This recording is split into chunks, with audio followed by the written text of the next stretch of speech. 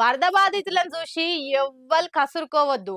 మానవతా దృక్పథంతోని పని చేయాలి. జర ఓపికతోటి ఉండాలి అని ఏపీ సీఎం చంద్రబాబు సారు పదే పదే చెప్తున్నాడు. అయినా కూడా కొందరు ఉద్యోగులు నిర్లక్ష్యంగా దురుసుగా ప్రవర్తిస్తుండ్రు ఇట్లా బాధితులతోటి.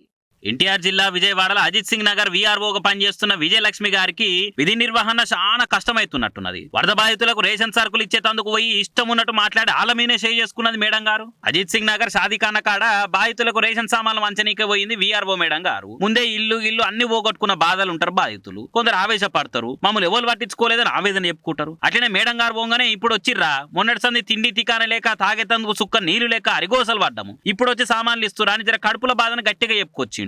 ఏంద్రా మా మీద గయ్యగాయలేస్తున్నావో అని వీఆర్ఓ విజయలక్ష్మి గారు యాసిన్ అనే టాయిన్ చెంప మీదకెళ్ళి పల్లున కొట్టింది. అక్కడున్న పోలీసులు లొల్లి పెద్దగా అవుతుంది కదా అని ఆమెను ఆడికించి తీసుకుపోయారు. ఇక ఈ సంగతి కలెక్టర్ మేడం దాకా పోయింది. మేడం వీఆర్ఓకు షోకాజ్ నోటీస్ ఇచ్చింది. జరిగిన ఘటనకు 2 రోజుల సమాధానం ఇవ్వాలని నోటీసులో చెప్పింది. వరద బాధితుల ముచ్చట్ల ఉద్యోగులు నిర్లక్ష్యం చేసిన, బాధ్యత లేనట్టు నడుచుకున్న, చర్యలు తప్పకుంటుంటే చూసుకోరే అని కలెక్టర్ మేడం వార్నింగ్ ఇచ్చింది. మరీకింత ఓపిక లేకుంటే ఎట్లనమ్మా? పబ్లిక్ పైసలు జీతంగా తీసుకొని జీతాలు లెక్క పనిచేయాలి కానీ గిదేం తరికా మండిపడుతుర్రు ఈమె ఎవ్వరని చూసిన నెటిజన్లు.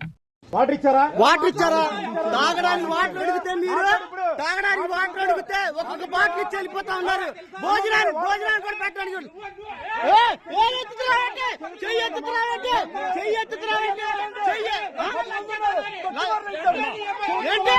మాట్లాడమాకే పెద్ద పెద్దగా ఏంటండి విఆర్ఓనా ఏంటావా నువ్వు ఎలా మాట్లాడుతున్నావు? ఇది ఫోన్ లాక్కో మాకు